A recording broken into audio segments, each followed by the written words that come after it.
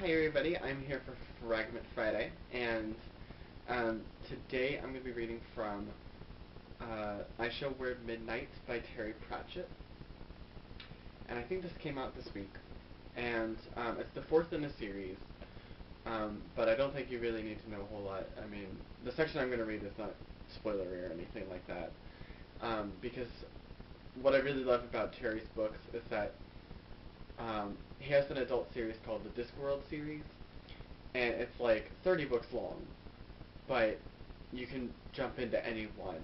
You know, they're all like self-contained adventures. They just take place in the same universe, and some of them, contain the same characters and stuff like that, but you don't really have to start at the beginning and, keep going. You can, start wherever. So I'm assuming this is kind of the same sort of thing with this. And, which I'm hoping, because I still haven't read the third book in this series, so, anyway, I'm going to be starting, just right at the beginning. Just read a little bit. Chapter 1, A Fine, Big, Wee Laddie. Why was it, Tiffany Aching wondered, that people liked noise so much? Why was noise so important? Something quite close sounded like a cow giving birth. It turned out to be an old hurdy-gurdy organ, hand-cranked by a raggedy man in a battered top hat. She sidled away as politely as she could, but as noise went, it was sticky. You got the feeling that if you let it, it would try to follow you home. But that was only one sound in the great cauldron of noise around her, all of it made by people, and all of it made by people trying to make noise louder than the other people making noise. Haggling at the makeshift stalls, bobbing for apples or frogs. This was done blindfolded.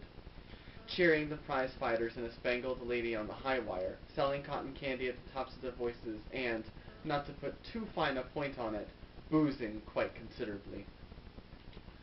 The air above the green downlands was thick with noise. It was as if the population of 2 or 3 towns had all come up to the top of the hills. And so here, where all you generally heard was the occasional scream of a buzzard, you heard the permanent scream of, well, everyone. It was called having fun. The only people not making any noise were the thieves and pickpockets, who went about their business with commendable silence. And they didn't come near Tiffany, who would pick a witch's pocket. You would be lucky to get all your fingers back. At least, that was what they feared, and a sensible witch would encourage them in this fear. When you were a witch, you were all witches, thought Tiffany Aching as she walked through the crowds, pulling her broomstick after her on the end of a length of string. It floated a few feet above the ground. She was getting a bit bothered about that. It seemed to work quite well, but nevertheless, since all around the fair were small children dragging balloons, also on the end of a piece of string, she couldn't help thinking that it made her look more than a little bit silly, and something that made one witch look silly made all witches look silly. On the other hand, if you tied it to a hedge somewhere, there was bound to be some kid who would untie the string and get on the stick for a dare, in which case most likely he would go straight up all the way to the top of the atmosphere where the air froze, and while she could, in theory, call the stick back, mothers got very touchy about having to thaw out their children on a bright late summer day. That would not look good. People would talk. People always talked about witches.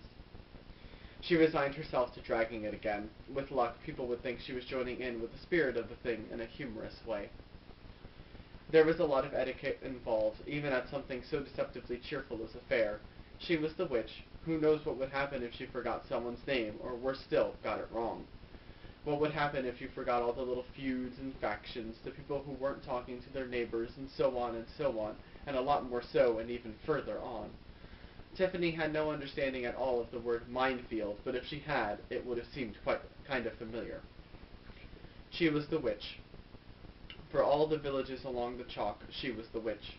Not just her own village anymore, but for all the other ones as far away as Ham on Rye, which was a pretty good day's walk from here.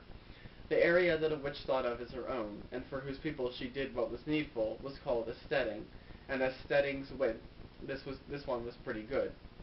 Not many witches got a whole geological outcrop to themselves, even if this one was mostly covered in grass, and the grass was mostly covered in sheep. And today the sheep on the downs were left by themselves to do whatever it was that they did when they were by themselves, which would presumably be pretty much the same as they did if you were watching them. And the sheep, usually fussed and herded and generally watched over, were now of no interest whatsoever, because right here, the most wonderful attraction in the world was taking place. Admittedly, the Scouring Fair was only one of the world's most wonderful attractions if you didn't usually ever travel more than about 4 miles from home. If you lived around the chalk, you were bound to meet everyone that you knew. Speaking as a witch, she knew them very well, at the fair. It was quite often where you met the person you were likely to marry. The girls certainly all wore their best dresses, while the boys wore expressions of hopefulness in their hair smoothed down with cheap hair pomade, or more usually, spit. Those who had opted for spit generally came off better since the cheap pomade was very cheap indeed and would often melt and run in the hot weather, causing the young men not to be of interest to the young women, as they had fervently hoped, but to the flies, who would make their lunch off their boys' scalps. However, since the events could hardly be called the fair where you went in the hope of getting a kiss, and if your luck held, the promise of another one, the fair was called the Scouring. The Scouring was held over 3 days at the end of summer. For most people on the chalk, it was their holiday. This was the 3rd day, and most people said that if you hadn't had a kiss by now, you might as well go home. Tiffany hadn't had a kiss, but after all, she was the witch. Who knew what they might get turned into? And I thought I'd go ahead and stop there, and definitely go pick up this book, or if you want to start at the beginning, Harper Teen has just released a combination book that I think that's like $10, and it's like 600 pages, and it contains the first 2 books, The We Free Men and A Hat Full of Sky. And I think it's under The We Free Men, The Beginning, something like that. So definitely go check this out, and title again is I Shall Work Midnight. And leave your links below in the Mr. Linky, and I will see you all next week. Bye.